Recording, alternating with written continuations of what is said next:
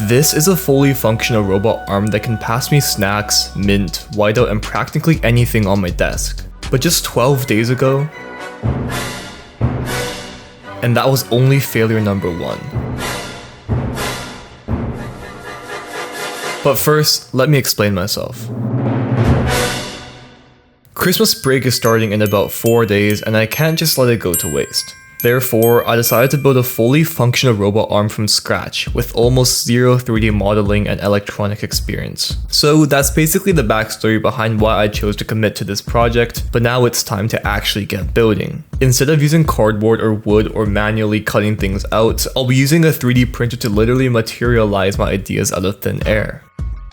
I ordered a well-rated 3D printer on Amazon and meticulously unboxed it, following the instructions to be careful not to mess up. Turning it on the first time, things seemed to go well until the machine just stopped moving for like a whole hour. So I turned it off and on again when suddenly... Yeah, I guess even my 3D printer has to roast my terrible electronic skills. But jokes aside, this accident cost me about $250 US, so please hit that subscribe button to help. It's the next day and I am no man to give up. So I headed over to a Bamboo Lab supplier, which is basically this very big 3D printer company, to order their flagship model, the Bamboo Lab A1. Think of the Bamboo Lab A1 as a holy grail of beginner 3D printers since it has all the features you'll need for quite a while. 75 years later. No wonder the 3D printer took so long. It got into a car accident. On a serious note, 3D printers have been costing me a lot of money. As you saw, my first one blew up and my second one literally got into a car accident. But still, I'm no man to give up, so I took 2 hours of transport to go to the Bamboo Lab factory to pick up another one. Luckily, they gave me it for free due to my other one getting into an accident, so at least there's something that's good that's happened. And just like that, my new 3D printer is up and running. Now we can finally print ourselves some parts that we'll need. Before I went to sleep that night, I found some components for a robot arm that would be perfect for my idea.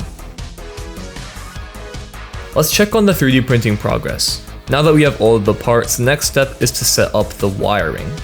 Obviously, I have zero experience designing a PCB, so I'll be using this YouTuber called Fabric Creator's PCB design. If you don't know what a PCB is, it's basically the big boss that tells everything what to do. But in order to use a PCB, I need to melt a really hot metal called solder with a soldering iron.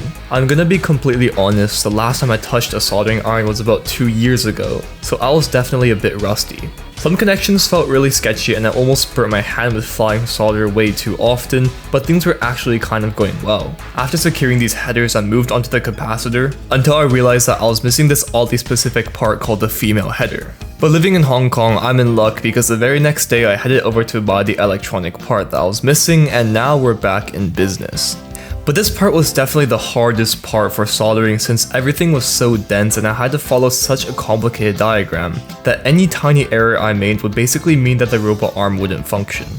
I kind of struggled through this part, but after 2 hours of intense soldering and the inhaling of cancerous fumes, I finally got everything to stay intact and the schematic chart also seemed correct. There we go, the wiring is all complete.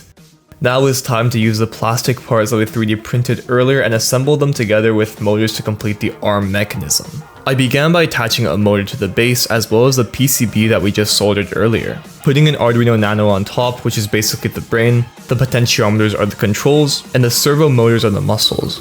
These two components are going to be what will be the forearm and elbow joints. Now it's time to move on to a fun part, which is the claw. The mechanism is actually quite complicated since it uses gears in a 4-part connection system, but the purpose of it is basically just to keep it symmetrical and as sturdy as possible at all times. I just made this really easy script, but no way, it actually works. So I hooked up the claw to a simple circuit. Yay, that means that things are actually functioning properly. Now that we have 2 of the 4 motor/joints completed, it's time to move on to the elbow connector. But when I tried to nail a hole into this part, I physically could not due to how badly this part was printed. So inside of my 3D printing software, I simply just flipped the design and everything worked after that, which sounds kind of stupid. Anyways, these next few steps are really repetitive. It's just a sequence of me screwing and assembling, but here's a quick snapshot into when the robot arm finally started taking shape. I then wired up all 4 motors to the PCB as well as the 4 potentiometers, which was the previously soldered contraption monstrosity. At this point, things actually seemed really promising and I had super high expectations for this arm to work, until I realized a major issue. Okay, these are servo motors and they're supposed to make this sound, but this servo motor makes this sound. Yep, this means that I'll have to unscrew the base motor and replace it with the fresh one, but it shouldn't be a too big deal. But before continuing, just like what I did with the claw, I wanted to check if things actually worked or not. So I plugged the PCB into a 5V power supply and turned the knobs. Nothing happened. I was actually very surprised as to why the robot arm didn't work at all. Things just all suddenly went downhill as if it was for no reason. I kind of thought of ditching this project, but then I remembered. I am no man to give up. I unwired the motors and hooked them up to the previously built circuit I made for testing, and guess what? I began to regain some hope when I realized that not only one joint was working, and not only 2 were working, but all 3 joints worked, which could only mean that the PCB that I have trusted for this past week has malfunctioned and that I've breathed those cancerous solder fumes for nothing. But to be fair, it's probably how bad I soldered and wired those together. Honestly, you'd think that I'd be pretty mad, but I found this quite funny since I knew that there was no way I was soldering that thing with 100% accuracy. Now that I've located the root of the problem, I can now attack the robot arm project at max speed. First of all, I need to redesign the entire concept of the robot arm. Previously, everything inside this box would handle the wiring and logic, but since my PCB doesn't work, we have to ditch this part entirely. So instead, I'm gonna design a new base for the arm, have a hole for all the wires to come out, and those wires will attach to a breadboard circuit that I'll design from scratch. With this plan sounding immaculate, I immediately opened up Autodesk Fusion 360 when I remembered how limited my CAD modeling skills were. But using the most basic tools, I was still able to make this 3D model, and it has some really obvious flaws, but hey, this is as far my 3D modeling skills will take me today.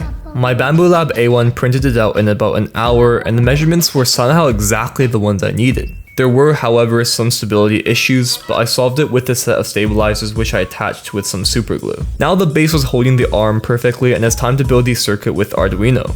It's surprisingly only been about a month since I first learned how to do this, because the first time I did this was in my first video on this channel about Arduino. Thanks for the 300 views, by the way. But for this circuit, it was actually pretty simple since the entire idea was just to wire a potentiometer to an analog reader and hook that analog value to the digital motor, which can be done through C++ coding. No way, it actually works. Look at this.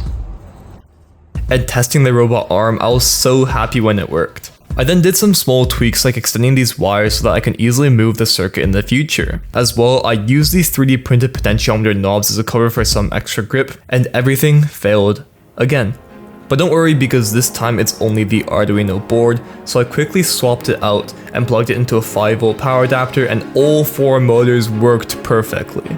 And to prove what I said in the intro about this robot arm picking up snacks, mint, and whiteout, here are the tests I did.